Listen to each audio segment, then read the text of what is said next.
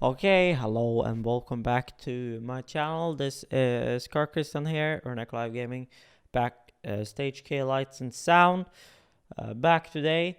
Just FYI first, I know that the overhead camera right there is not in sync with the audio. It's because it's just a GoPro RTMP to Mona server, so that's why it's a little crappy.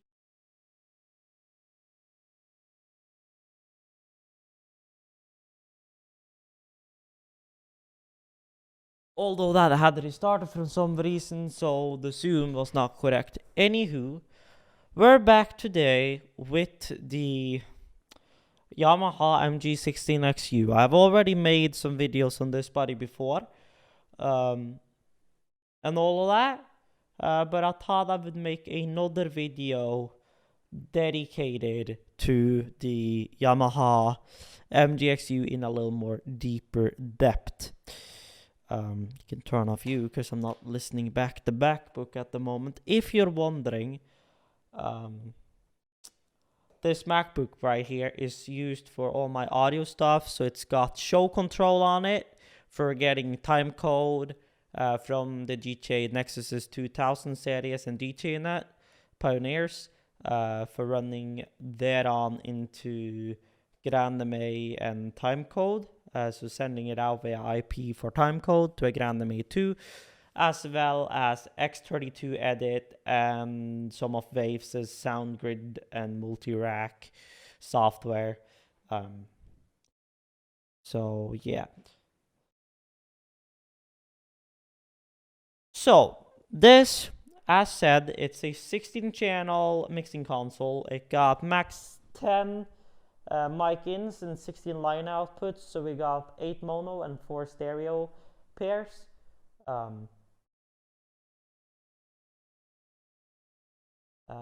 If I remember correctly, yes, because we got the 8 mono ones here, and then we got the 4 stereo pairs of 1, 2, 3, 4. Although you can run the first 2 stereo pairs mono if you want to.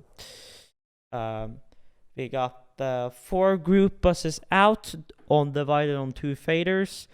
We got 1 stereo bus, which is your normal left, right, out or room master. And then we got 4 auxes, but including effects. So effects are going to be your 4th aux. So in most cases, you only want to be using your 3 first auxes. Now, bear in mind that only the 2 first auxes is pre. The first one is always pre. You can select if you want pre or post fader on your second pair of auxes, but your third aux is always going to be post. So just be aware of that if you're doing any monitors. I would recommend doing that on aux 1 and 2 only if you're able to, and maybe split them up into multiple monitors, so sidechain monitors if you need to and if you can. So yes, it has D pre-class D preamps with inverter Darlington circuits. 1 knob compression, has a SPX digital effects producer built in. It has a 2-in 2-out USB ASIO adapter, 24-bit all the way up to 192 kilohertz. It can work with an iPad 2 or later through Apple iPad camera connection kit, Lightning to USB camera adapter. It includes a Cubase AI DAW software download version by default when you buy this thing. Has a pad switch on mono inputs. So you got a pad switch right there. So by normal, the gain is from plus 20 to plus 64. On pad, it's from -6 to plus 38. 48-volt phantom power. Now bear in mind that 48-volt phantom power right there enables phantom power across all outputs. So if you have anything that does not require phantom power and is not dynamic or is not condenser, turn off, don't turn that on because it can burn out your dynamic mics some older dynamic mics. Newer dynamic mics are made with circuitry to prevent 48 volts and the wrong current with the capacitors and stuff, to prevent that from going into the actual mic diaphragm. But still, just safety precaution. Don't do it if you are unsure of what's plugged into the board and if they can take phantom power or not. Xlr Balance Outputs, got 10 of them. Internal power supply takes a 48 port. You can see it on the here. Takes a standard IEC connector on the back here.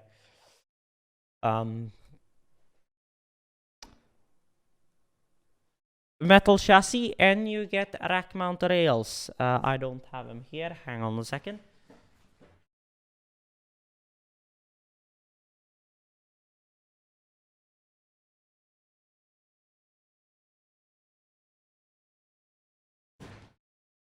Also with this thing, you get a set of rack mount rails, which goes on the side of the thing. This thing is the correct width of a standard 19-inch rack, so it will fit in a 19-inch rack. So this is very nice for a mobile setup with a rack that already has like crossovers, amplifiers, and eventual outboard gears. I would add some external compressors with this thing. If you want gate and limiters, since this only has one knob compression and no limiter gate at all.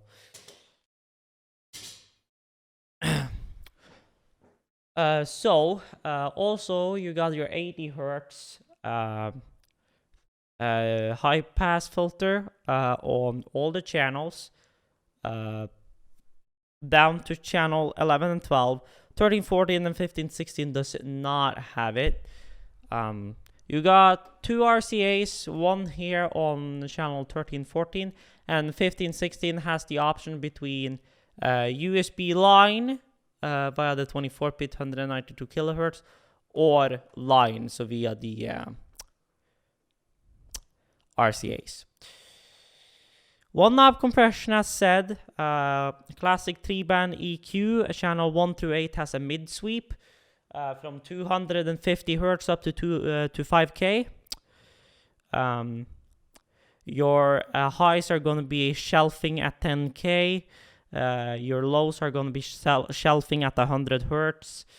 And all of them are plus minus 15 dB. As I already talked about, you got your auxes 1 through 4. 4 is also your FX send.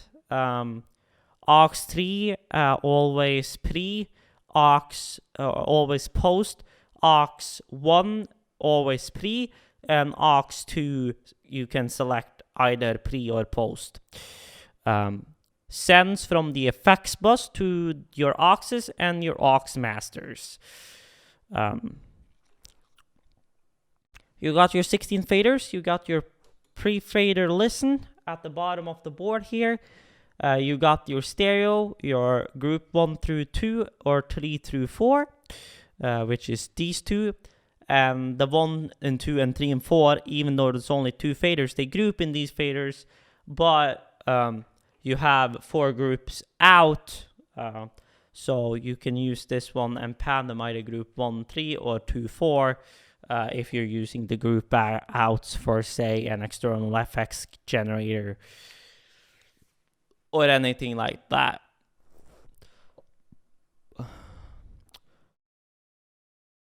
And then you have your pan right here. Your on switches right here. This is just a masking tape I have over here for typing the channel info on. Then you got your FX return. So here's the Spx Internal Generator. So you got reverb hall 1, reverb hall 2, reverb room 1, reverb 2 room, reverb stage 1, stage 2, rev plate, so instrument reverb. You could use it for drum ambience, early reference, gate reverb, gated reverb, single delay and delay, vocal vocal echo, karaoke, phaser, flanger chorus, symphonic, tremolo, auto-wah, radio voice, distortion, and pitch change. I normally use it on the reverb stage 1 for my vocal reverb. And then your parameters, so 1 knob parameter.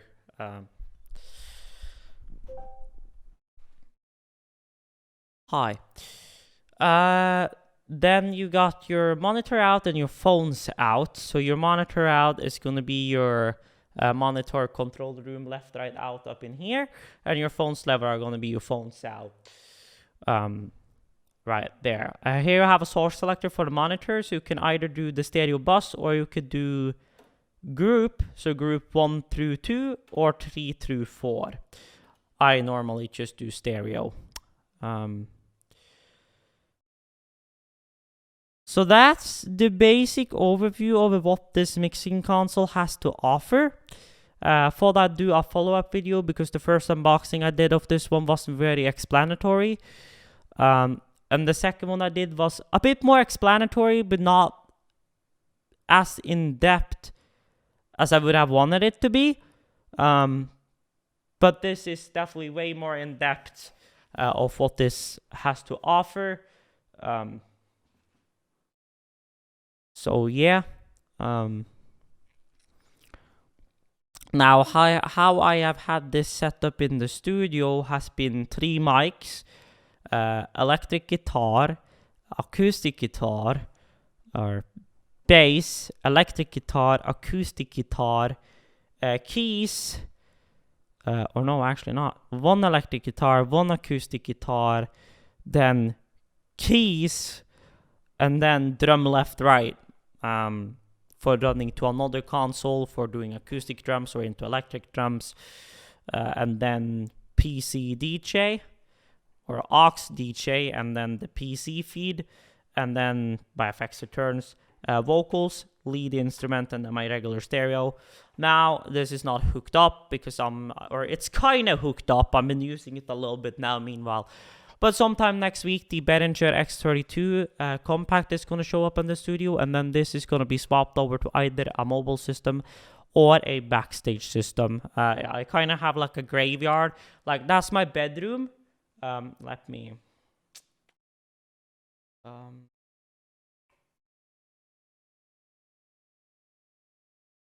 So that's my bedroom, and in there I've had basically my bed, and then further in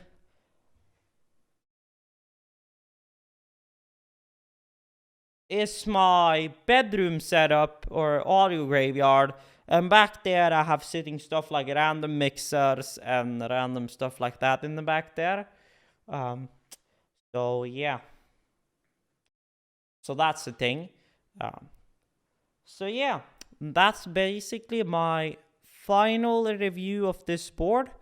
I'll maybe show a tutorial of how to clean out and dust out the insides of one of these things. And I don't know what the fuck just happened, but RTMP server seems to have just yeeted its ass.